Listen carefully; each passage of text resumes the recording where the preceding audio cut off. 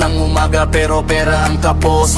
Bubong na tahimik pero gumagalaw. Kada kuryente may ambag kang tinitipon araw-araw. Sabi nila delikado, sabi nila mabigat, pero ang buwan ng bayarin yun ang mabigat. Kapit sa ilaw, kapit sa singil, ako'y mas gustong may solar kaysa laging ginigipit. Babagsak ang kita, hindi ang bubong ko kundi ang singil nila.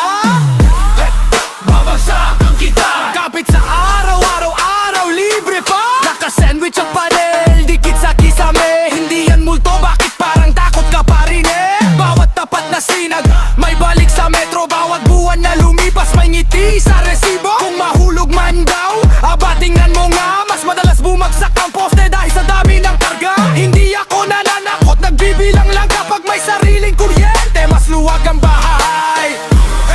Babagsak ang kita, hindi ang bubong ko kundi ang singil nila.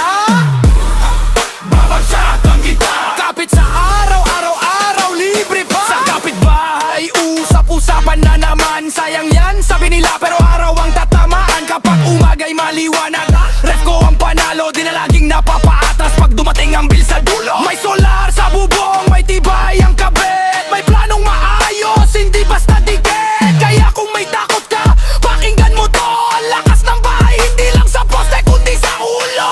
Hinga muna, tingin sa taas. Kung may sinag, may pag-asa. Bawat araw na dumaan, may tipid na tumatama. Hinga muna, tingin sa taas. Hindi takot ang puhunan. Kapag ang araw ang kasama, mas magaan ang buwanan. Babagsak ang kita, hindi ang bubong ko kundi ang singil nila.